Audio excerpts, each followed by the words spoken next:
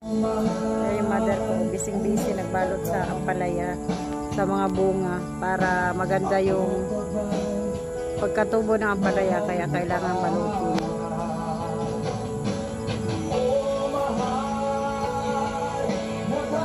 Pero ang daming bunga ng ampalaya, ayan o.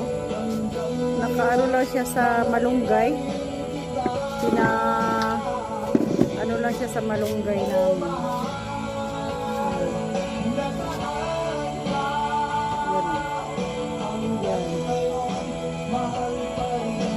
Hindi alam ni Mother. So, tinitingnan na niya kung malaki na o maliit pa.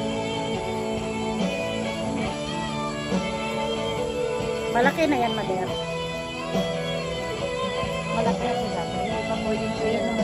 Yung iba na plastic na. Hindi pa pwede siya kunin. Nakaano lang siya sa malunggay. Ang dami kasi malunggay. Oh.